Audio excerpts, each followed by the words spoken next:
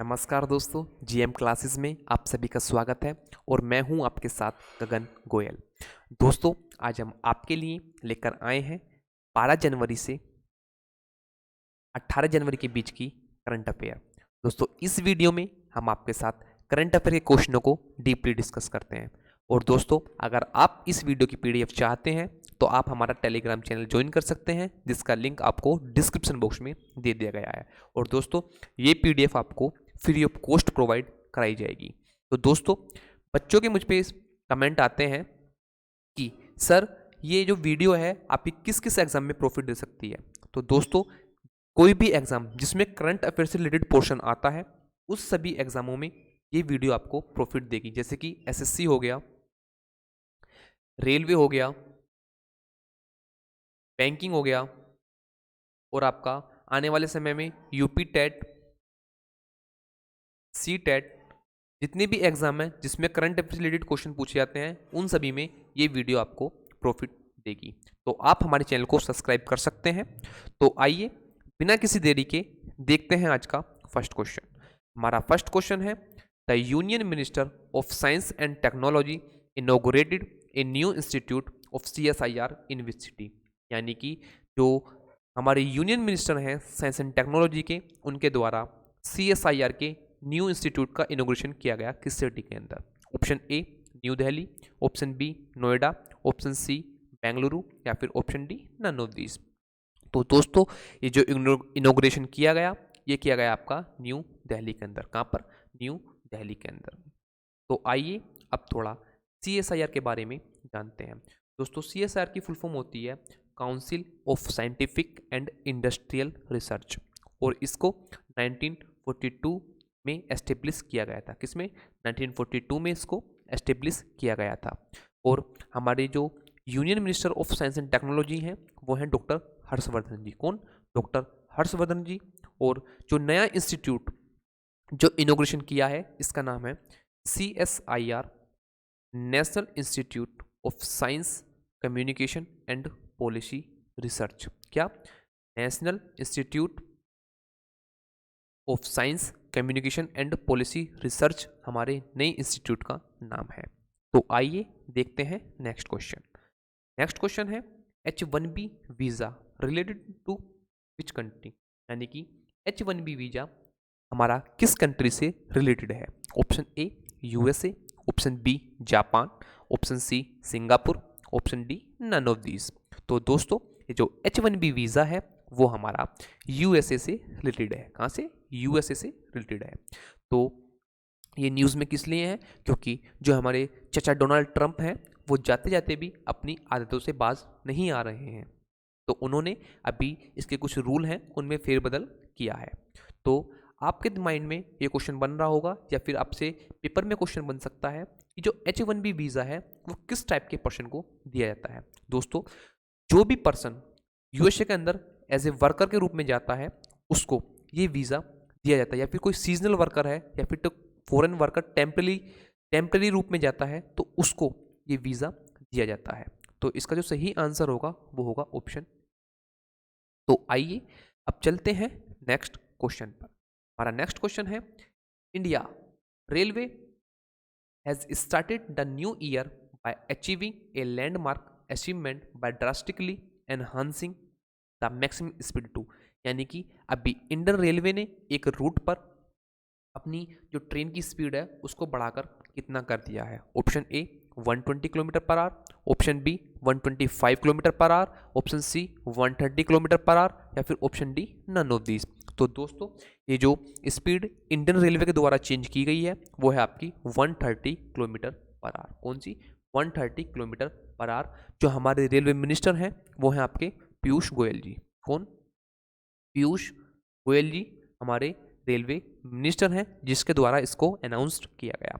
तो दोस्तों, आपसे क्वेश्चन बन सकता है कि इसको किस रूट पर किया गया, या फिर उस रूट का नाम क्या है। तो दोस्तों, वो है आपका रूट गोल्डन क्वाड्रिलेटरल और गोल्डन डायगोनल। क्या? गोल्डन क्वाड्रिलेटरल और गोल्डन डायगोनल, यानी कि GQ GD इसका रूट का नाम है। तो आइए अब देखते हैं आज का नेक्स्ट क्वेश्चन। हमारा नेक्स्ट क्वेश्चन है, cherry blossom Mao festival celebrated in which state, यानी कि जो चेरी ब्लूसम माओ फेस्टिवल है वो आपका किस स्टेट में सेलिब्रेट किया जाता है? Option A Manipur, option B Goa, option C Assam या फिर ऑप्शन डी मिजोरम। तो दोस्तों ये चेरी ब्लूसम फेस्टिवल है ये आपका मणिपुर के अंदर सेलिब्रेट किया जाता है। कहाँ पर? मणिपुर के अंदर आपका सेलिब्रेट किया जाता है। तो दोस्तों आपसे क्वेश्चन बन सकता है कि जो मणिपुर के अंदर भी किस डिस्ट्रिक्ट के अंदर इसको सेलिब्रेट किया जाता है? तो दोस्तों मणिपुर के अंदर इसको सेनापति डिस्ट्रिक्ट में सेलिब्रेट किया जाता है। और जो हमारे मणिपुर के चीफ मिनिस्टर हैं वो हैं आपके एन बीरेन सिंह। कौन? एन बीरेन सिंह। तो आइए अब थोड़ा मणिपुर की लोकेशन को जान लेते हैं। दोस्तों ये है हमारा प्यारा भारत और इसमें ये रहा आपका मणिपुर, ये रहा मणिपुर, ये रहा आपका मिजोरम, ये है आपका नागालैंड, ये है अरुणाचल प्रदेश, ये असम, ये मेघालय, ये त्रिपुरा। तो आप मुझे कमेंट बॉक्स में कमेंट करके बताइए कि जो मणिपुर है वो हमारा किस किस स्टेट की बाउंड्री को टच करता है। तो आइए चलते हैं नेक्स्ट क्वेश्चन पर। नेक्स्ट क्वेश्चन है Mongol refinery project started by India in which country, यानी कि जो मंगोल रिफाइनरी प्रोजेक्ट है वो इंडिया के द्वारा किस कंट्री में स्टार्ट किया गया? Option A Japan, option B Singapore, option C Mongolia या फिर ऑप्शन डी चाइना। तो दोस्तों ये जो मंगोल रिफाइनरी प्रोजेक्ट है इसको इंडिया के द्वारा मंगोलिया के अंदर स्टार्ट किया गया। कहाँ पर? मंगोलिया के अंदर स्टार्ट किया गया। तो दोस्तों जो प्रोजेक्ट है ये मंगोल रिफाइनरी प्रोजेक्ट, इसको स्टार्ट तो बहुत पहले कर दिया गया था, लेकिन इंडिया की खास बात ये है कि इंडिया प्रोजेक्ट तो स्टार्ट कर देता है लेकिन उसे टाइम पर कंप्लीट नहीं कर पाता। तो इसलिए ये न्यूज़ में है क्योंकि जो हमारे पेट्रोलियम मिनिस्टर हैं श्री धर्मेंद्र प्रधान, उनके द्वारा अनाउंस किया गया कि हम इस प्रोजेक्ट को मंगोलिया के अंदर दिसंबर 22 तक कंप्लीट कर लेंगे।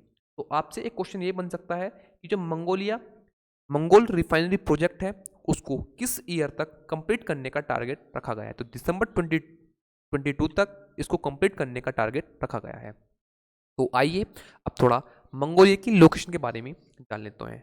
दोस्तों ये है हमारा प्यारा भारत और ये रहा आपका ऊपर जाके। तो दोस्तों अगर आप किसी कंट्री की लोकेशन को अपनी कंट्री की लोकेशन के रिस्पेक्ट में देखते हैं तो वो कंट्री आपको ज़्यादा समय के लिए अच्छे से याद रहती है। तो आइए अब चलते हैं नेक्स्ट क्वेश्चन पर। नेक्स्ट क्वेश्चन है Ken Betwa project between Uttar Pradesh and which state, यानी कि केन बेतवा प्रोजेक्ट उत्तर प्रदेश और किस स्टेट के बीच में है? Option A Bihar, option B Madhya Pradesh, option C Haryana या फिर ऑप्शन डी वेस्ट बंगाल। तो दोस्तों ये जो प्रोजेक्ट है वो आपका उत्तर प्रदेश और मध्य प्रदेश के बीच में है। किसमें? उत्तर प्रदेश और मध्य प्रदेश के बीच में है।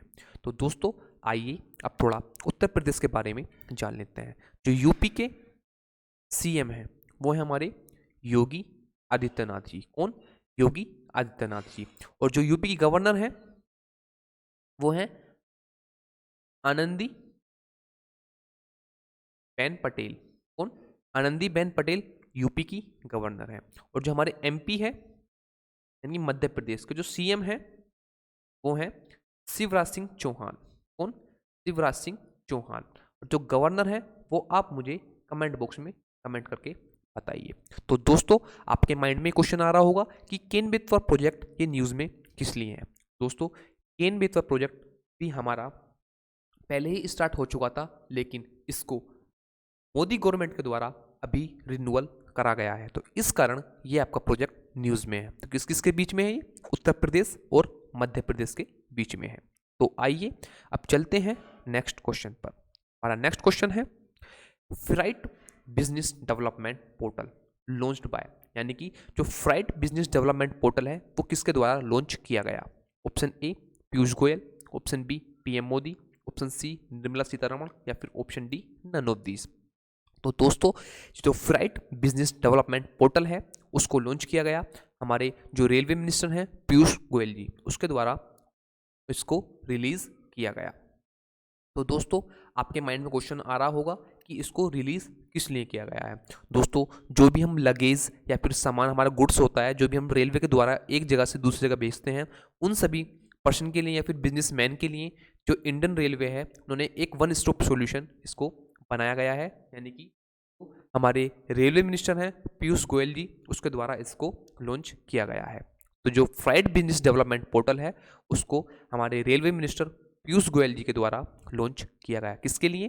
जो भी हमारे गुड्स और हमारे सामान होते हैं, जो भी हमारे ट्रांसपोर्टेशन से रिलेटेड, जो भी हम एक जगह से दूसरी जगह रेलवे के द्वारा भेजते हैं, उन सभी बिजनेसमैनों के लिए वन स्टॉप सॉल्यूशन आपको यहाँ पर आपको मिलेगा। तो आइए अब चलते हैं नेक्स्ट क्वेश्चन पर। हमारा नेक्स्ट क्वेश्चन है बक्सरा प्रांत इज इन विच स्टेट, यानी कि बक्सर प्रांत जो है वो किस स्टेट में स्थित है। Option A Gujarat, option B Himachal Pradesh, option C Haryana या फिर ऑप्शन डी यूपी। तो दोस्तों ये जो बक्सर प्रांत है वो आपका गुजरात में स्थित है। कहाँ पर? गुजरात में स्थित है। तो इसका जो सही आंसर होगा वो होगा ऑप्शन ए। दोस्तों रिसेंटली जो गुजरात के चीफ मिनिस्टर हैं हमारे विजय रूपानी जी, उनके द्वारा इसको एक डिसाइड किया गया कि एक न्यू बक्सरा प्रांत बनाया जाएगा। कहाँ पर? अमरेली डिस्ट्रिक्ट में। गुजरात के भी कहाँ? अमरेली डिस्ट्रिक्ट में एक न्यू बक्सर प्रांत बनाया जाएगा जो कि प्रोवाइड कराएगा एक जो प्यूपिल हैं उनको सर्विस फास्ट, यानी कि जो सर्विस है उसको फास्ट तरीके से प्रोवाइड कराने की ये कोशिश करेगा। और 26 जनवरी को ये इफेक्ट में आ जाएगा, यानी 26 जनवरी 2021 को ये स्टार्ट हो जाएगा।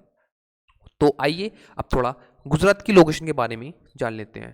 दोस्तों ये रहा हमारा गुजरात। कौन? हाँ ये रहा हमारा गुजरात। गुजरात की जो कैपिटल है वो है गांधीनगर। क्या? गांधीनगर गुजरात की कैपिटल है। तो आप मुझे कमेंट बॉक्स में कमेंट करके बताइए कि इस इमेज में जो गुजरात है वो हमारा किस किस स्टेट की बाउंड्री को टच करता है। चलो फिर छोड़िए, मैं ही बता देता हूँ आपको।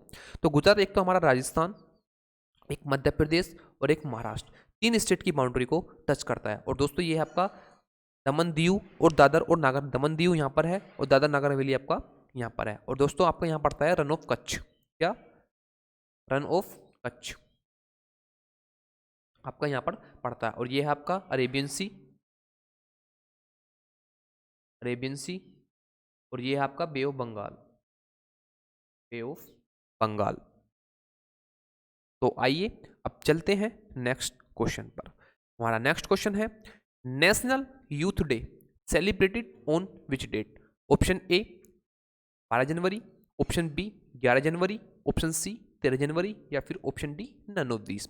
तो दोस्तों जो नेशनल यूथ डे है वो आपका 12 जनवरी को सेलिब्रेट किया जाता है। किस दिन? 12 जनवरी को हम नेशनल यूथ डे सेलिब्रेट करते हैं।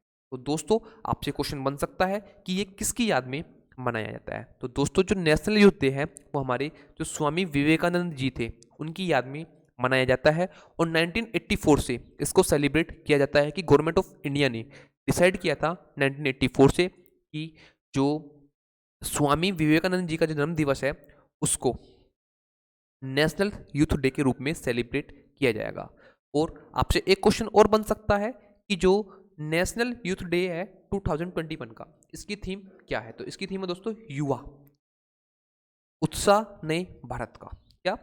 युवा उत्साह नए भारत का जो हमारा नेशनल यूथ डे है 2021 की थीम रखी गई है। तो आइए देखते हैं आज का नेक्स्ट क्वेश्चन। हमारा नेक्स्ट क्वेश्चन है China has held its third multilateral dialogue virtually with countries from which to take forward closer cooperation on fighting COVID-19। दोस्तों चाइना ने एक थर्ड मल्टीलेटरल डायलॉग हेल्ड कराया है किस कंट्री के साथ में मिलकर। Option A West Asia country के साथ, option B South Asia country के साथ या फिर ऑप्शन सी ईस्ट एशिया की कंट्री के साथ या फिर option D none of these.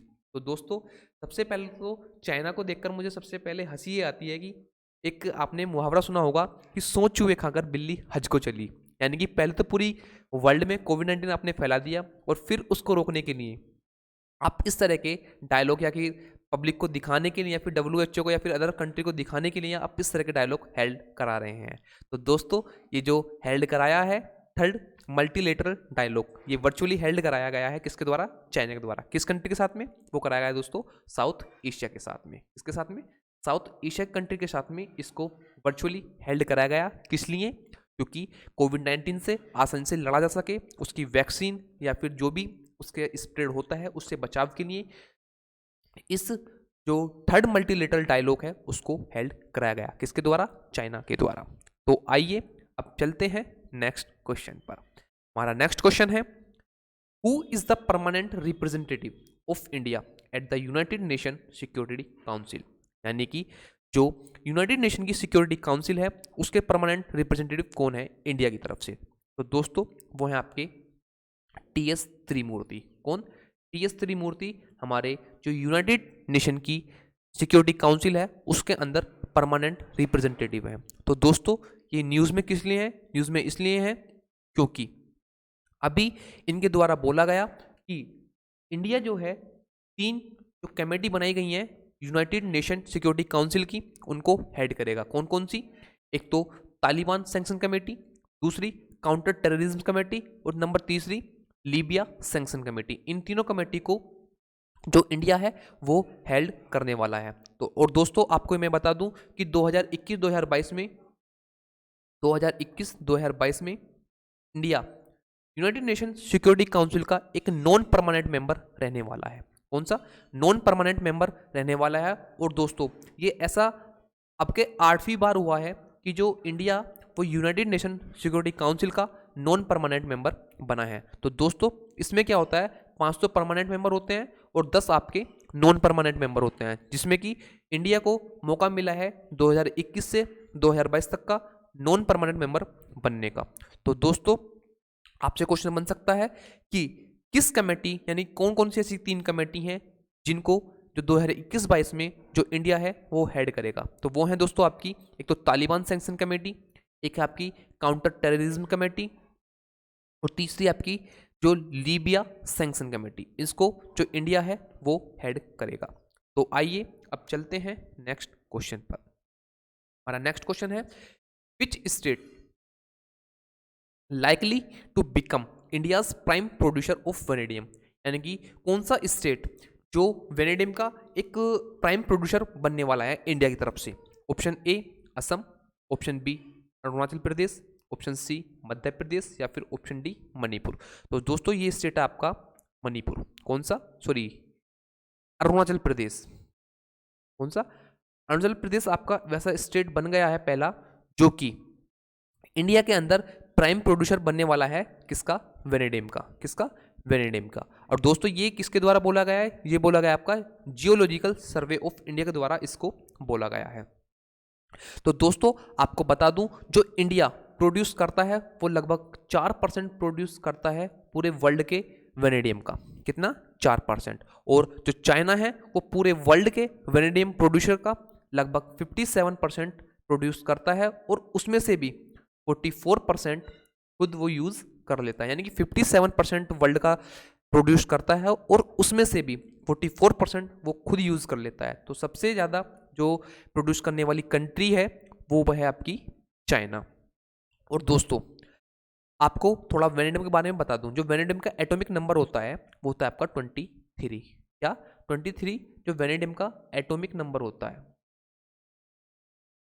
और दोस्तों जो इसका सिंबल होता है वो होता है आपका कैपिटल वी। वेनेडियम का सिंबल होता है। किसका? जो कैपिटल वी है वो वेनेडियम का सिंबल होता है। तो आइए अब चलते हैं नेक्स्ट क्वेश्चन पर। हमारा नेक्स्ट क्वेश्चन है, white pagoda temple situated in which state? यानी कि व्हाइट पगोड़ा टेम्पल किस स्टेट में सिचुएटेड है? Option A Orissa, option B Jharkhand, option C Haryana या फिर option D none of these. तो दोस्तों ये जो व्हाइट पगोड़ा टेम्पल है वो आपका उड़ीसा के अंदर सिचुएटेड है। कहाँ पर? उड़ीसा के अंदर।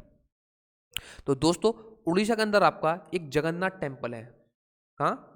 उड़ीसा के भी पुरी में जगन्नाथ टेम्पल है जिसको हम व्हाइट पकोड़ा के नाम से जानते हैं। तो दोस्तों आप कंफ्यूज मत होना कि पेपर में आपको या तो जगन्नाथ टेम्पल के नाम से आ सकता है या फिर व्हाइट पकोड़ा के नाम से आ सकता है। और दोस्तों इसको आपसे क्वेश्चन बन सकता है कि हिस्ट्री से रिलेटेड जो क्वेश्चन है इसको किसके द्वारा बनवाया गया था? तो दोस्तों जो राजा अनंत वर्मन थे, कौन?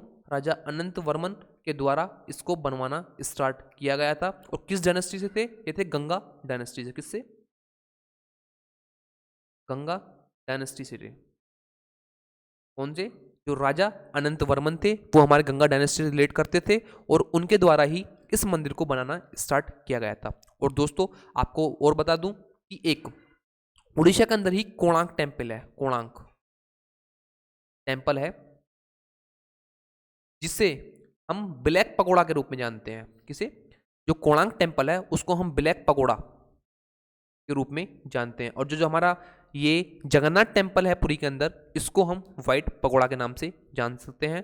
तो आपसे अगर क्वेश्चन बन जाए तो आप कंफ्यूज मत होना। तो आइए देखते हैं आज का नेक्स्ट क्वेश्चन। नेक्स्ट क्वेश्चन है Jakarta Soekarno Hatta airport is in which state, यानी कि ये जो आपका एयरपोर्ट है वो किस कंट्री में स्थित है। तो दोस्तों ये है आपका इंडोनेशिया के अंदर। कहाँ पर? इंडोनेशिया के अंदर ये आपका स्थित है।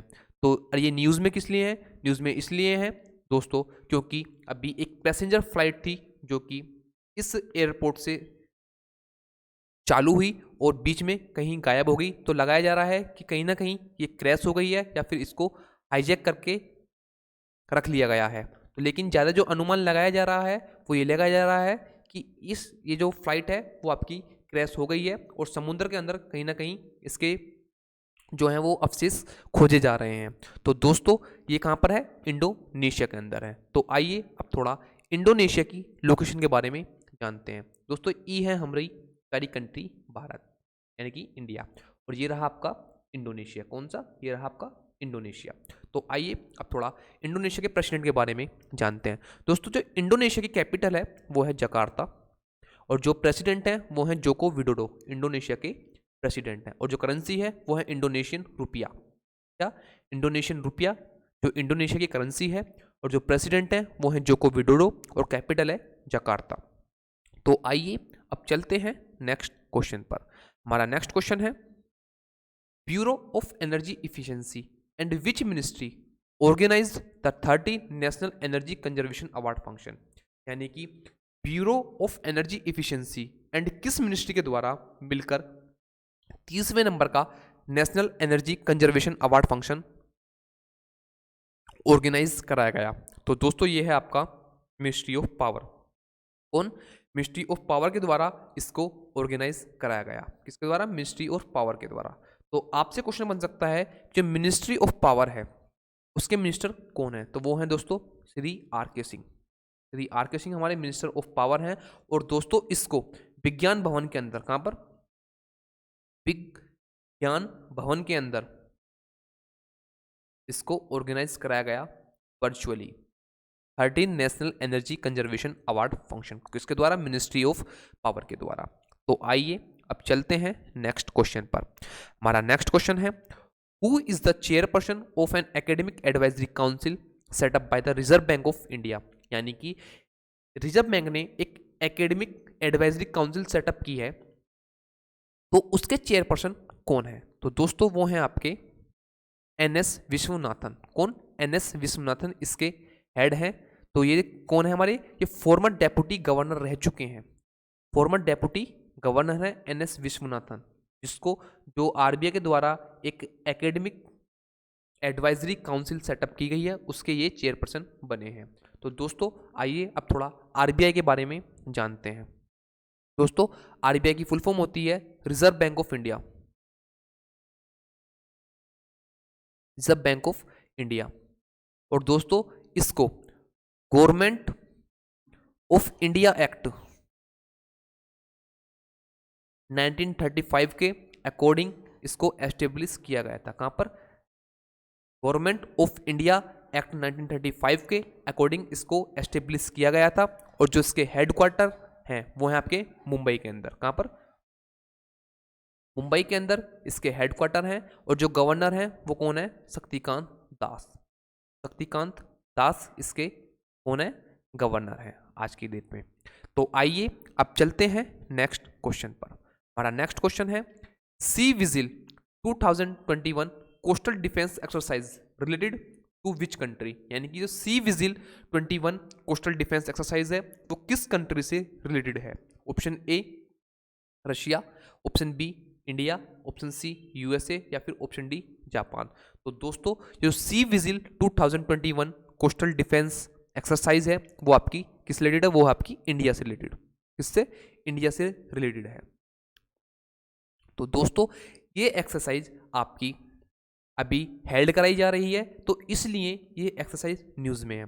तो आपसे जो क्वेश्चन बन सकता है वो ये है कि इस एक्सरसाइज को किसके द्वारा हेल्ड कराया जाता है। तो दोस्तों इसको कराया जाता है नेवी के द्वारा, किसके द्वारा, इंडियन नेवी के द्वारा इसको हेल्ड यानी कि ऑर्गेनाइज कराया जाता है। और दोस्तों ये हर 2 साल में ऑर्गेनाइज कराई जाती है, यानी कि इससे पहले 2019 में ऑर्गेनाइज कराई गई थी, अब 2021 में, और उसके बाद 2023 में इसको ऑर्गेनाइज कराया जाएगा, किसके द्वारा, जो हमारी इंडियन नेवी है उसके द्वारा इसको ऑर्गेनाइज कराया जाएगा। हर 2 साल में इसको ऑर्गेनाइज कराया जाता है। कौन सी, सी विजिल एक्सरसाइज 2021। तो आइए देखते हैं नेक्स्ट क्वेश्चन। हमारा नेक्स्ट क्वेश्चन है what is the full form of lidar. Lidar की फुल फॉर्म क्या है। तो दोस्तों लिडार की फुल फॉर्म होती है लाइट डिटेक्शन एंड रेंजिंग सर्वे। क्या, लाइट डिटेक्शन एंड रेंजिंग सर्वे इसकी फुल फॉर्म होती है। दोस्तों ये काम कैसे करता है, काम तो आपका कुछ इस तरह से करता है कि हेलीकॉप्टर के द्वारा जो हमारी ज़मीन होती है उसका लेजर स्कैन कराया जाता है, और उसके द्वारा ही जो वहाँ की लोकेशन है जिसका हमने स्कैन किया है उसके बारे में डाटा इकट्ठा किया जाता है, और वहाँ से फिर पता लग सकता है कि हम कितनी आसानी से या कितना जो है पैसा खर्च करके आसानी से उस जगह को डेवलप कर सकते हैं। तो इस जो लेजर स्कैनर वाली जो आपकी टेक्नोलॉजी है इसका यूज़ करके आजकल जो रोड हैं या फिर स्टेशन है वो सब बनाए जा रहे हैं, तो इसलिए ये आपका न्यूज़ में है। तो लिडार की जो फुल फॉर्म होती है वो है आपकी light detection and ranging survey. तो आइए अब चलते हैं नेक्स्ट क्वेश्चन पर।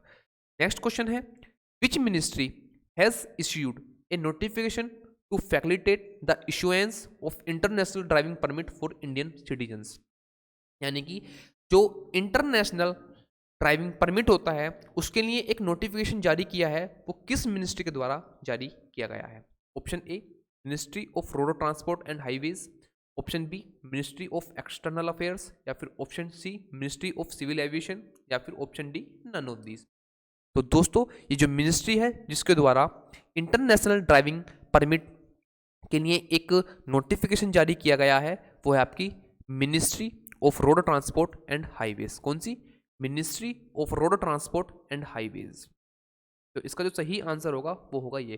दोस्तों पहले क्या होता था, जैसे कि हमारे जो इंडिया के कुछ पर्सन हैं वो वेस्ट एशिया में जाते हैं और ज़्यादातर वहाँ जाकर ड्राइविंग का ही काम करते हैं, लेकिन अगर मान लीजिए उनका जो ड्राइविंग लाइसेंस है वो अगर ख़त्म हो जाता है, यानी कि उसका टाइम पीरियड ख़त्म हो जाता है, तो उनको वापस इंडिया आकर उसको रिन्यूअल कराना पड़ता था। लेकिन अब जो रोड ट्रांसपोर्ट एंड हाईवेज जो मिनिस्ट्री है उसके द्वारा एक नोटिफिकेशन जारी किया गया है कि अब उन्हें इंडिया वापस आने की जरूरत नहीं है, वो जिस कंट्री में है उसी कंट्री में रहकर अपने जो इंटरनेशनल ड्राइविंग परमिट है उसको रिन्यूअल करा सकते हैं। और दोस्तों ये किसके अकॉर्डिंग किया गया है, ये किया गया है सेंट्रल मोटर व्हीकल रूल 1989 में अमेंडमेंट किया गया है। किसमें, सेंट्रल मोटर व्हीकल्स रूल 1989। तो दोस्तों आपसे क्वेश्चन बन सकता है कि हमारे union minister of road transport and highways कौन है। तो वो हैं दोस्तों आपके नितिन गडकरी जी। कौन, नितिन गडकरी जी हमारे जो union minister of road transport and highways हैं। तो आइए अब चलते हैं नेक्स्ट क्वेश्चन पर। हमारा नेक्स्ट क्वेश्चन है digital calendar and dairy app launched by which ministry. यानी कि डिजिटल कैलेंडर और डेयरी ऐप किस मिनिस्ट्री के द्वारा लॉन्च किए गए। तो दोस्तों ये आपकी ministry of information and broadcasting के द्वारा इसको लॉन्च किया गया। और आपसे क्वेश्चन बन सकता है कि हमारे जो इंफॉर्मेशन एंड ब्रॉडकास्टिंग मिनिस्टर हैं वो कौन है। तो वो हैं दोस्तों आपके श्री प्रकाश जावड़ेकर जी। कौन, श्री प्रकाश जावड़ेकर जी इसके हमारे मिनिस्टर हैं। तो दोस्तों जब इसका इनॉग्रेशन किया गया तो उनके द्वारा बोला गया कि ये सभी पर्सन को 15 जनवरी के बाद, सभी पर्सन 15 जनवरी के बाद इसको आसानी से अपने मोबाइल में डाउनलोड कर सकते हैं। अगर दोस्तों आपको लगता है कि आपको ज़रूरत है तो आप भी इस ऐप को आसानी से अपने मोबाइल में डाउनलोड कर सकते हैं। इसमें आपको सभी गवर्नमेंट की स्कीम और रूल्स जो हैं सब आपको एक ही प्लेटफॉर्म पर प्रोवाइड करा दिए जाएंगे। और एक और इम्पोर्टेंट क्वेश्चन बन सकता है कि इसको कितनी लैंग्वेज में रिलीज किया गया है। तो दोस्तों अभी ये आपकी 11 लैंग्वेज में इसको रिलीज किया गया, यानी कि इस पर जो आपको इन्फॉर्मेशन मिलेगी वो आप 11 लैंग्वेज में चेक कर सकते हैं। तो आइए अब चलते हैं नेक्स्ट क्वेश्चन पर। हमारा नेक्स्ट क्वेश्चन है period room launched in which city, यानी कि पीरियड रूम को किस सिटी के अंदर लॉन्च किया गया। ऑप्शन ए दिल्ली के अंदर, ऑप्शन बी नोएडा के अंदर, ऑप्शन सी थाने के अंदर, या फिर ऑप्शन डी पुणे के अंदर। तो दोस्तों जो पीरियड रूम है उसको जो लॉन्च किया गया वो किया गया थाने के अंदर। किसके अंदर? थाने के अंदर। जो मुंबई की एक सिटी है थाने, महाराष्ट्र के अंदर, तो उसके अंदर पीरियड रूम को लॉन्च किया गया। तो दोस्तों अगर आपसे कहीं भी वुमेन एम्पावरमेंट के ऊपर लिखने के लिए आता है तो आप इस तरह के पॉइंट को लिख सकते हैं वहाँ पर, जिससे कि एग्जाम का ध्यान भी आपके ऊपर जाएगा और आपके अच्छे नंबर आपको देने की कोशिश करेगा। तो दोस्तों जैसे कि अभी महाराष्ट्र के अंदर शक्ति एक्ट लाया गया था, महाराष्ट्र के अंदर शक्ति एक्ट लाया गया था जिसके अंदर सभी जो भी अगर कोई रेप का दोषी पाया जाता है तो उसको फांसी की या फिर डेथ जो है वो दी जाएगी, यानी कि डेथ कंटेंट उसे दिया जाएगा। और दोस्तों अभी जिस तरह से महाराष्ट्र के अंदर शक्ति एक्ट लाया गया था उसी तरह जो आपका आंध्र प्रदेश के अंदर दिशा एक्ट लाया गया था। कहाँ? दिशा एक्ट आपका किससे रिलेटेड है? आंध्र प्रदेश से रिलेटेड है। तो इस तरह के क्वेश्चन दोस्तों अगर आपसे बनते हैं तो आप अगर वुमेन एम्पावरमेंट के लिए आपको कहीं लिखने के लिए आता है तो इस तरह के पॉइंट वहाँ आप आसानी से लिख सकते हैं, जिससे कि आपका जो लिखने का है पॉइंट ऑफ व्यू है वो भी एग्जामिनर को अच्छे से पता लग जाएगा कि बच्चा इन सब चीज़ों के बारे में जानता है और आपके जो है वो नंबर अच्छे आएंगे। तो आइए अब चलते हैं नेक्स्ट क्वेश्चन पर। हमारा नेक्स्ट क्वेश्चन है Turlapati Kutumba Rao related to which profession, यानी कि तुर्लापट्टी कुटुंबा राव किस प्रोफेशन से रिलेटेड थे। Option A singer, option B journalist, option C dancer, या फिर ऑप्शन डी एक्टर। तो दोस्तों जो तुर्लापट्टी कुटुंबा राव थे ये थे आपके जर्नलिस्ट। कौन? जर्नलिस्ट। और ये न्यूज़ में किस लिए है? क्योंकि 11 जनवरी 2021 को इनकी डेथ हो गई, इस कारण ये न्यूज़ में है। कौन? तुर्लापट्टी कुटुंबा राव। और दोस्तों ये किस लैंग्वेज से ज़्यादा वर्क करते थे, यानी किस लैंग्वेज में अपनी ये जो बायोग्राफी है वो लिखते थे, या फिर जो ये नोवेल लिखते थे वो लिखते थे आपके तेलुगु के अंदर। इसके अंदर तेलुगु के अंदर। तो आपसे क्वेश्चन बन सकता है जो तुर्लापट्टी कुटुंबा राव हैं वो आपके किस लैंग्वेज से रिलेटेड हैं। तो वो दोस्तों वो हैं आपके तेलुगु लैंग्वेज से रिलेटेड हैं और इनकी 11 जनवरी 2021 को इनकी डेथ हो गई, जिस कारण ये न्यूज़ में है। तो आइए अब देखते हैं आज का नेक्स्ट क्वेश्चन। हमारा नेक्स्ट क्वेश्चन है Pongal celebrated on which date, यानी कि पोंगल जो है वो किस डेट के अंदर सेलिब्रेट किया जाता है। तो option A 12 January, option B 14 जनवरी, ऑप्शन सी 15 जनवरी, या फिर option D none of this. तो दोस्तों ये जो पोंगल फेस्टिवल है वो आपका 14 जनवरी को सेलिब्रेट किया जाता है। कहाँ पर? 16 जनवरी को इसको सेलिब्रेट किया जाता है। और दोस्तों खासकर जो सेलिब्रेट किया जाता है ये आपका साउथ इंडिया में सेलिब्रेट किया जाता है, और साउथ इंडिया के अंदर भी तमिलनाडु के अंदर, इसके अंदर तमिलनाडु के अंदर इसको सेलिब्रेट किया जाता है। तो दोस्तों अभी मैं आपको बता दूं साउथ इंडिया में एक और जो फेस्टिवल है वो आपका न्यूज़ में है, क्योंकि मैं आज ही द हिंदू का आर्टिकल जब पढ़ रहा था तो उसमें मैंने देखा कि वो न्यूज़ में है। तो आप मुझे कमेंट बॉक्स में कमेंट करके बताइए कि जलाली कट्टू जो फेस्टिवल है वो आपका किस स्टेट में मनाया जाता है, जो कि अभी करंटली न्यूज़ में है। तो आपसे क्वेश्चन बन सकता है। तो आप मुझे बताइए कि जो जलाली कट्टू फेस्टिवल है उसमें क्या होता है कि जो भैंसा होता है उसको कंट्रोल, यानी कि भैंसा हो या फिर बैल होता है उसको कंट्रोल करने की बात कही जाती है। यानी कि उसमें एक गेम होता है, उसमें जो भी पर्सन होता है वो भैंसे को या फिर जो बैल होता है उसको कंट्रोल करता है, और जो अगर कंट्रोल कर देता है तो उसको जो कुछ इनाम है वो दिया जाता है। तो इस तरह का एक फेस्टिवल है। तो आप मुझे कमेंट बॉक्स में कमेंट करके बताइए कि ये फेस्टिवल आपका किस स्टेट में सेलिब्रेट किया जाता है। तो आइए अब चलते हैं नेक्स्ट क्वेश्चन पर। हमारा नेक्स्ट क्वेश्चन है which state become the 4th state in the country to successfully undertake urban local bodies reforms, यानी कि इंडिया के अंदर कौन सा स्टेट 4th नंबर का स्टेट बन गया है जो कि जिन्होंने अर्बन लोकल बॉडीज रिफॉर्म्स को अंडरटेक यानी कि सक्सेसफुली अंडरटेक कर लिया है। तो option A Andhra Pradesh, option B Madhya Pradesh, option C Telangana, या फिर ऑप्शन डी मणिपुर। तो दोस्तों वो स्टेट है आपका मणिपुर। कौन सा? मणिपुर। तो ऐसा फोर्थ स्टेट बन गया है कौन सा? मणिपुर। तो दोस्तों आपसे क्वेश्चन बन सकता है कि जो जब चौथे नंबर का स्टेट मणिपुर है तो पहले 3 स्टेट कौन कौन से हैं? तो दोस्तों पहले नंबर पर आपका आंध्र प्रदेश, दूसरे पर है आपका मध्य प्रदेश, और तीसरे पर आपका तेलंगाना, और चौथे नंबर पर आपका मणिपुर, जिसने जो अर्बन लोकल बॉडीज के रिफॉर्म्स हैं उनको एक्सेप्ट कर लिया गया है। तो दोस्तों इसमें होता क्या है, जैसे कि कोविड-19 के चलते जो सेंट्रल गवर्नमेंट है वो हर स्टेट को अच्छी तरीके से जो फंड है वो प्रोवाइड नहीं करा सकी, क्योंकि जो टैक्स है वो भी ढंग से कलेक्ट नहीं हो पाया था। तो इस कारण कहीं से जो रेंट नहीं, जो लोन लिया जाता है उस तरह का जो प्रोसीजर है, कुछ इस तरह का प्रोसीजर इसमें आपका जो अर्बन लोकल बॉडीज रिफॉर्म्स हैं उसमें किया जाता है। तो किसके द्वारा ये गाइडलाइन जारी की गई थी? मिनिस्ट्री ऑफ फाइनेंस के द्वारा इसको बोला गया था कि आप इस तरह के कुछ रिफॉर्म्स आप एक्सेप्ट कर सकते हैं, जो कि आंध्र प्रदेश, मध्य प्रदेश, तेलंगाना और मणिपुर ने एक्सेप्ट कर लिए हैं। तो आइए देखते हैं आज का नेक्स्ट क्वेश्चन। हमारा नेक्स्ट क्वेश्चन है, a study more than half of an Indian army personnel seem to be under severe stress release by, यानी कि अभी एक स्टडी रिलीज यानी कि एक रिपोर्ट रिलीज की गई है। इसमें यह बोला गया है कि जो लगभग आधे से ज़्यादा यानी कि 50% से ज़्यादा पर्सनल जो हैं वो एक सीवियर स्ट्रेस के रोगी पाए जाते हैं। तो किसने ये रिपोर्ट को रिलीज किया गया है? तो दोस्तों इस रिपोर्ट को जो रिलीज किया है वो किया है United service institution of India के द्वारा इस रिपोर्ट को रिलीज किया गया है। तो दोस्तों ये एक जो थिंक टैंक है यानी कि डिफेंस सर्विस थिंक टैंक बोला जाता है किसको? United service institution of India को। कितना?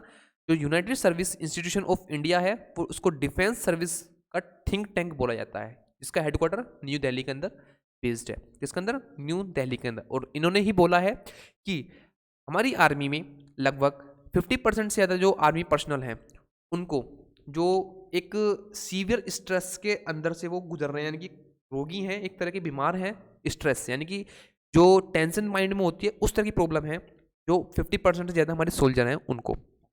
तो आइए अब चलते हैं नेक्स्ट क्वेश्चन पर। हमारा नेक्स्ट क्वेश्चन है, Dzukou valley is situated on the Nagaland and which state border, यानी कि ज़ूकू वैली जो है वो आपकी नागालैंड और किस स्टेट के बॉर्डर के बीच में स्थित है? Option A Manipur, option B Assam, option C Arunachal Pradesh, या फिर option D none of this. तो दोस्तों ये जो ज़ूकू वैली है वो आपकी नागालैंड एंड मणिपुर के बॉर्डर पर स्थित है। कहां पर? नागालैंड एंड मणिपुर के बॉर्डर पर स्थित है। तो आइए देखते हैं आज का नेक्स्ट क्वेश्चन। हमारा नेक्स्ट क्वेश्चन है, 5th नेशनल कायाकल्प awards has conferred by which ministry, यानी कि जो 5th नेशनल कायाकल्प अवार्ड है वो किस मिनिस्ट्री के द्वारा दिए गए? तो दोस्तों वो दिए गए आपके ministry of health and family welfare के द्वारा इन अवार्ड को दिया गया। किसके द्वारा? Ministry of health and family welfare के द्वारा। और जिसके जो मिनिस्टर हैं वो हमारे डॉक्टर हर्षवर्धन जी, हमारे जो ministry of health and family welfare है उसके मिनिस्टर हैं। दोस्तों इस जो नेशनल कायाकल्प अवार्ड है उसको 15 मई 2015 ईस्वी को स्टार्ट किया गया था देना। कब? 15 मई 2015 ईस्वी को इसको देना स्टार्ट किया गया था। तो आपसे क्वेश्चन बन सकता है कि जो नेशनल कायाकल्प अवार्ड है वो किस ईयर से देने स्टार्ट किए गए थे? तो दोस्तों 15 मई 2015 से इसको देना स्टार्ट किया गया था। अब किस लिए? हाइजीन, सैनिटेशन और cleanness in public health faculties in India, यानी कि जो भी हाइजीन से रिलेटेड वर्क होते हैं, सैनिटेशन से रिलेटेड वर्क होते हैं, क्लीननेस यानी कि साफ सफाई से रिलेटेड जो भी अगर कोई इंस्टीट्यूशन है या फिर कोई पर्सन है वो अच्छा काम करता है तो उसको ये अवार्ड दिया जाता है। तो आइए अब चलते हैं नेक्स्ट क्वेश्चन पर। नेक्स्ट क्वेश्चन है, PMFBY launched on which date, यानी कि PMFBY एक योजना है गवर्नमेंट की, वो किस डेट को लॉन्च की गई थी? ऑप्शन ए 12 जनवरी 2016, ऑप्शन बी 13 जनवरी 2016, ऑप्शन सी 13 फरवरी 2016, या फिर 15 जनवरी 2016। तो दोस्तों इस योजना को 13 जनवरी 2016 ईस्वी को रिलीज किया गया था। इसलिए 13 जनवरी 2016 ईस्वी को इसको लॉन्च किया गया था। ये न्यूज़ में किस लिए है? क्योंकि अभी जो हमारे प्राइम मिनिस्टर नरेंद्र मोदी जी हैं उनके द्वारा एक जो है एड्रेस किया गया कि जो इस मिनिस्ट्री के अभी 5 साल कंप्लीट हुए हैं, तो उसके रेस्पेक्ट में जो प्राइम मिनिस्टर नरेंद्र मोदी जी हैं उनके द्वारा एक एड्रेस किया गया। और दोस्तों ये क्या करता है, ये जो PMFBY है, इसकी फुल फॉर्म होती है प्रधानमंत्री फसल बीमा योजना। क्या? प्रधानमंत्री फसल बीमा योजना PMFBY की फुल फॉर्म है।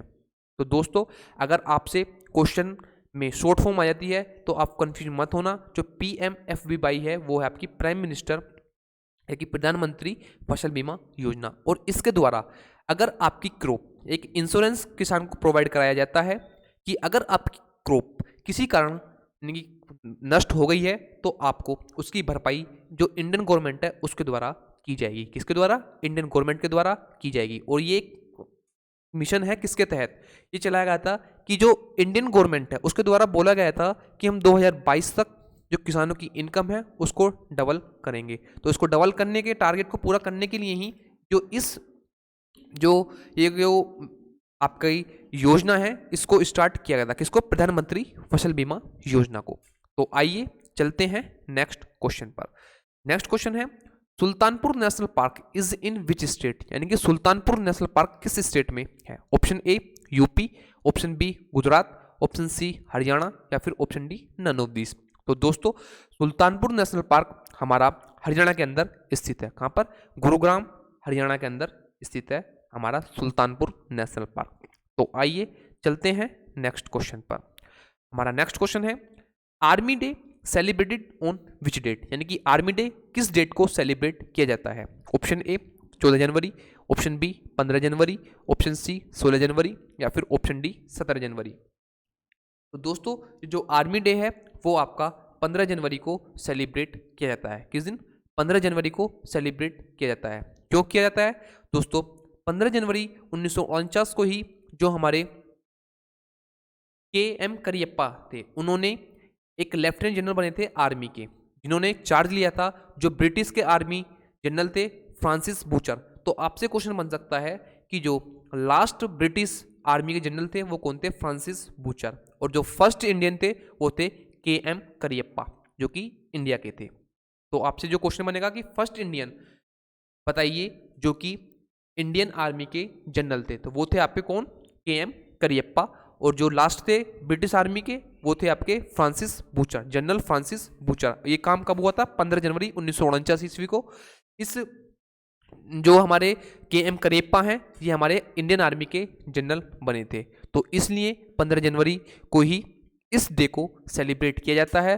और हम जो इस साल सेलिब्रेट कर रहे हैं वो कर रहे हैं 73rd यानी कि 73वां जो हमारा आर्मी डे है उसको सेलिब्रेट कर रहे हैं। और दोस्तों हम 2022 में अपनी आज़ादी की 75वीं सालगिरह को सेलिब्रेट करेंगे। इसमें 2022 में हम अपनी आज़ादी की 75वीं सालगिरह को सेलिब्रेट करेंगे। तो आइए अब चलते हैं नेक्स्ट क्वेश्चन पर। नेक्स्ट क्वेश्चन है Zanskar winter sports and youth festival 2021 organised is in which state और यूटीज, यानी कि जो जस्कर विंटर स्पोर्ट और यूथ फेस्टिवल है उसको किस स्टेट और यूटी में ऑर्गेनाइज कराया गया? Option A Delhi, option B Ladakh, option C Haryana या फिर ऑप्शन डी ओडिशा। तो दोस्तों ये जस्कर विंटर स्पोर्ट और यूथ फेस्टिवल 2021 है उसको लद्दाख के अंदर स्टार्ट किया गया। किसके अंदर? लद्दाख के अंदर इसको स्टार्ट किया गया। तो इसका जो सही आंसर होगा वो होगा ऑप्शन बी। और दोस्तों इसको जो स्टार्ट किया गया वो किसके अंडर किया गया? वो किया गया खेलो इंडिया यूथ गेम्स के अंदर। किसके अंदर? जो खेलो इंडिया यूथ गेम्स हैं। और दोस्तों आपको बता दूं जो खेलो इंडिया यूथ गेम्स हैं जो आपका 2021 में होने वाले हैं वो होंगे आपके कहां पर? हरियाणा के अंदर। तो आपसे क्वेश्चन बन सकता है कि जो खेलो इंडिया यूथ गेम्स हैं 2021 में वो कहां होंगे? वो होंगे हरियाणा के अंदर। तो आइए अब चलते हैं नेक्स्ट क्वेश्चन पर। नेक्स्ट क्वेश्चन है Parler is a social networking platform related to which country, यानी कि एक पार्लर एक सोशल नेटवर्किंग प्लेटफॉर्म है किस कंट्री से रिलेटेड है? Option A USA, option B China, option C Japan या फिर ऑप्शन डी इंडिया। तो दोस्तों ये जो पार्लर है वो आपका USA से रिलेटेड है जिसको अभी एप्पल, अमेजोन और गूगल के द्वारा सस्पेंड कर दिया गया है। क्योंकि आपको पता है कि अभी जो अमेरिका का हाउस है, व्हाइट हाउस है, वहां पर कुछ जो डोनाल्ड ट्रंप के सपोर्टर थे उन्होंने जाकर हमला कर दिया। तो इस कारण इसको बताया जा रहा है कि ये डोनाल्ड ट्रंप की ही एक साइट है जिसके द्वारा जो लोगों को भड़काया जा रहा है। तो इसलिए इसको एप्पल, अमेजोन और गूगल के द्वारा सस्पेंड कर दिया गया है। तो किससे रिलेटेड है ये पार्लर साइट? यूएसए से रिलेटेड है। तो आइए अब चलते हैं नेक्स्ट क्वेश्चन पर। नेक्स्ट क्वेश्चन है, ministry of MSMEs launched a innovative new paint developed by, यानी कि मिनिस्ट्री ऑफ एमएसएमईज के द्वारा एक न्यू पेंट मतलब रिलीज किया गया है, लॉन्च किया गया है। तो वो किसके द्वारा डेवलप किया गया है वो हमें बताना है। तो दोस्तों वो डेवलप किया गया है आपका khadi and village industry commission के द्वारा। किसके द्वारा? Khadi and village industry commission के द्वारा उसको डेवलप किया गया है। तो दोस्तों आइए अब थोड़ा khadi and village industry commission के बारे में जानते हैं। दोस्तों khadi and village industry commission को 1957 ईस्वी में बनाया गया था। किसके according? Khadi and village industry commission act of 1956 के द्वारा इसको बनाया गया था और उसके हेडक्वार्टर है मुंबई के अंदर। और दोस्तों ये जो पेंट बनाया गया है प्राकृतिक पेंट, दोस्तों इसके फायदे क्या हैं? एक तो ये आपका इको फ्रेंडली है। क्या है? आपका इको फ्रेंडली है, नॉन टॉक्सिक पेंट है, ठीक है ना, जिसे बोला जा रहा है खादी प्राकृतिक पेंट के नाम से जिसे जाना जा रहा है। क्या? खादी प्राकृतिक पेंट। और दोस्तों ये एंटी फंगल है, एंटी बैक्टीरियल भी है। और दोस्तों इसमें बताया जा रहा है जो गाय का गोबर है उसको यूज किया गया है, जो इसको बनाने में गाय का गोबर है उसको यूज किया गया है। तो इसलिए ये किसानों के पॉइंट ऑफ व्यू से भी और भी ज्यादा इंपॉर्टेंट हो जाता है, क्योंकि अब जो है जब ये पेंट बनाया जाएगा तो उसको बनाने के लिए किसान भाइयों से गोबर जो होता है गाय का उसको खरीदा जाएगा। तो इसलिए जो किसानों की जो इनकम है वो भी बढ़ने के चांस हैं पूरे। तो आइए अब चलते हैं नेक्स्ट क्वेश्चन पर। नेक्स्ट क्वेश्चन है, ice climbing festival was celebrated in which state, यानी कि आइस क्लाइंबिंग फेस्टिवल किस स्टेट में सेलिब्रेट किया जा रहा है?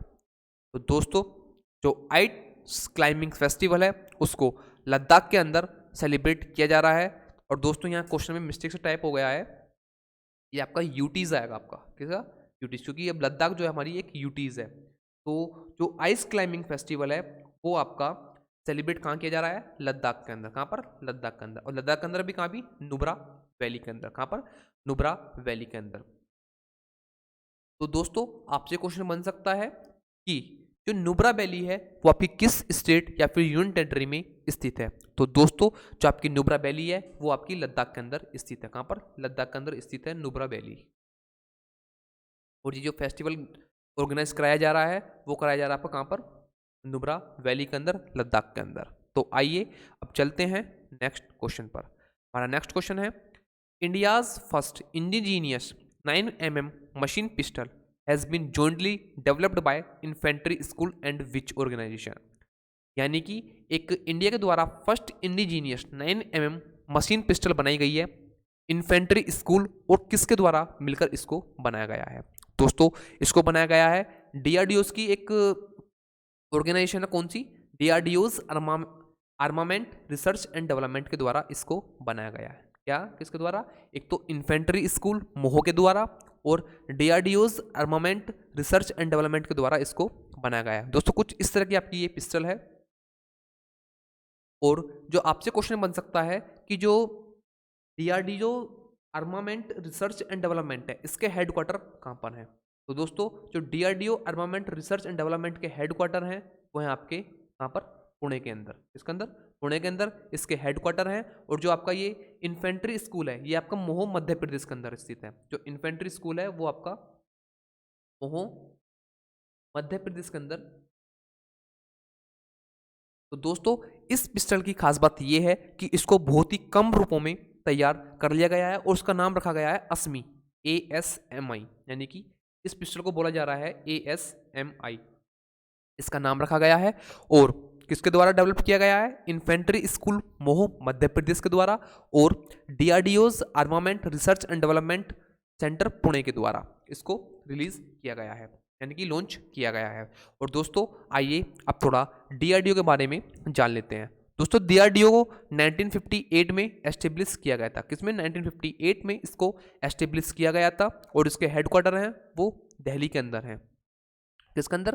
दिल्ली के अंदर है। और ये मिनिस्ट्री ऑफ डिफेंस के अंडर में काम करती है। जो DRDO है वो मिनिस्ट्री ऑफ डिफेंस के अंडर में काम करती है और जिसके हेड है वो है आपके सतीश रेड्डी। सतीश रेड्डी इसके हेड हैं, इसके DRDO के। तो आइए चलते हैं नेक्स्ट क्वेश्चन पर। नेक्स्ट क्वेश्चन है India's rank in Henley passport index 2021, यानी कि जो हैनिले पासपोर्ट इंडेक्स 2021 है इसमें इंडिया की रैंक कितनी आई है दोस्तों? वो है आपकी 85। कितनी? 85। तो जो हैनिले पासपोर्ट इंडेक्स है उसमें इंडिया की रैंक आई है 85 और जो पहले नंबर पर है वो है जापान।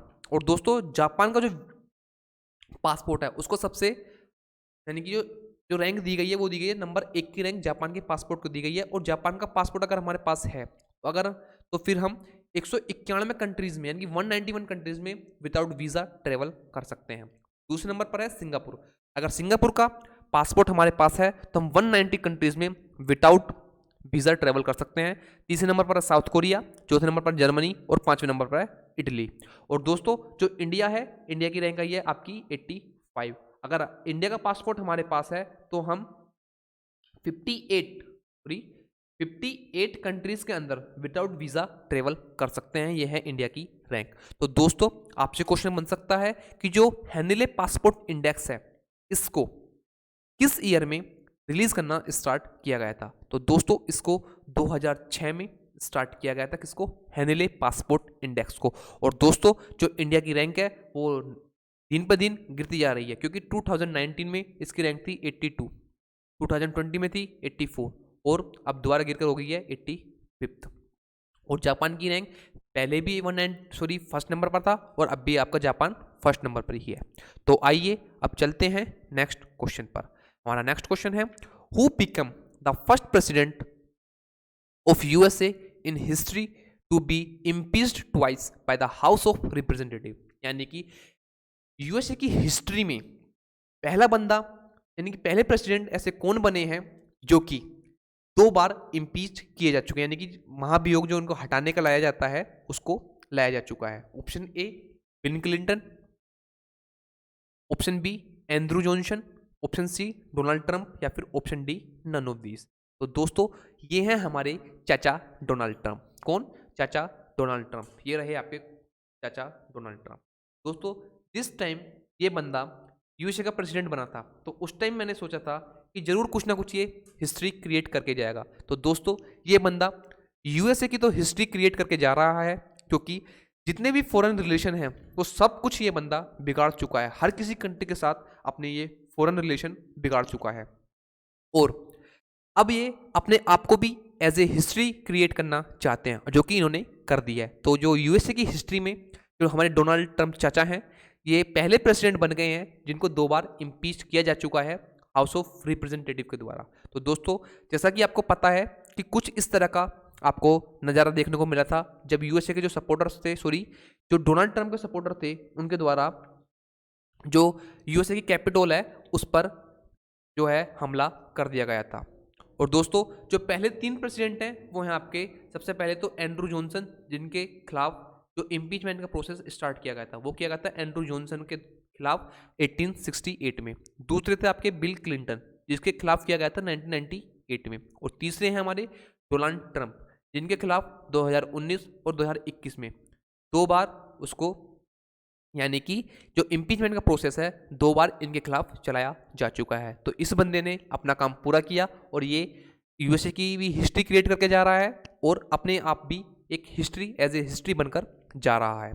अगर आपको दोस्तों ट्विटर पर अगर आपको कहीं इंटरेस्ट लेना हो तो आप डोनाल्ड ट्रंप को फॉलो कर सकते हैं। हालांकि इनका अकाउंट फिलहाल में डिलीट कर दिया गया है। इस तरह के जो स्टेटमेंट दिए गए थे इनके द्वारा या फिर जो हमला हुआ था उसके बाद इसका जो अकाउंट है इनका वो डिलीट कर दिया गया है। लेकिन जो डोनाल्ड ट्रंप चाचा हमारे ट्वीट करते थे उसको देखकर हर किसी को हंसी आ जाती थी। तो आइए अब चलते हैं नेक्स्ट क्वेश्चन पर। नेक्स्ट क्वेश्चन है skill India mission launched on which date, यानी कि जो स्किल इंडिया मिशन है वो किस डेट को लॉन्च किया गया? ऑप्शन ए 15 जुलाई 2015, ऑप्शन सी 15 जुलाई 2016 या फिर ऑप्शन सी 16 जुलाई 2015 या फिर option D none of these. तो दोस्तों ये जो स्किल इंडिया मिशन है इसको लॉन्च किया गया था आपका कब? ये किया गया था 15 जुलाई 2015 ईस्वी को इसको लॉन्च किया गया था। तो इसका जो सही आंसर होगा वो होगा ऑप्शन ए, इसका सही आंसर होगा। तो दोस्तों इसका टारगेट ये था कि लगभग 40 करोड़ पीपल को, यानी जो 40 करोड़ पर्सन हैं उनको डिफरेंट स्किल सिखाई जाए 2022 तक, जिससे कि अगर कोई बाहर की जो कंपनी हमारे इंडिया के अंदर सेटअप होती है तो उसको लेबर आसानी से, यानी कि जो स्किल वर्कर हैं वो आसानी से प्रोवाइड कराई जा सकें। और दोस्तों ये न्यूज़ में किस लिए है? न्यूज़ में इसलिए है क्योंकि इसका अभी जो प्रधानमंत्री इसके अंडर ही काम करती है, कौन सी? प्रधानमंत्री कौशल विकास योजना, इसका ही 3rd फेज लॉन्च किया गया है 600 डिस्ट्रिक्ट के अंदर इंडिया के, तो इसलिए ये आपकी न्यूज़ में है। तो आइए अब चलते हैं नेक्स्ट क्वेश्चन पर। नेक्स्ट क्वेश्चन है दोस्तों, तो आज की वीडियो को हम यहीं समाप्त करते हैं। अगर आपको हमारी वीडियो पसंद आई हो तो इस वीडियो को लाइक शेयर कमेंट जरूर करें और हमारे चैनल को सब्सक्राइब करना ना भूलें। दोस्तों हमारा काम है लेक्चर बनाना। अगर दोस्तों आपको हमारा लेक्चर पसंद आता है तो इसको ज़्यादा से ज़्यादा शेयर करें और आपकी जो जीएम क्लास वाली फैमिली है इसको ज़्यादा से ज़्यादा बढ़ाने का प्रयास करें। अगर आपका कोई डाउट है तो कमेंट सेक्शन में ज़रूर बताएं। अगर आप कमेंट सेक्शन में नहीं बता सकते तो आप हमारी जीमेल आईडी है gmclasses1234@gmail.com, इस पर भी आप हमें जीमेल कर सकते हैं, कि मेल कर सकते हैं। ये हमारी जीमेल आईडी है, इस पर आप हमें मेल कर सकते हैं। अगर आपका कोई डाउट है तो हम उसको दूर करने का हर संभव प्रयास करेंगे। धन्यवाद। जय हिंद।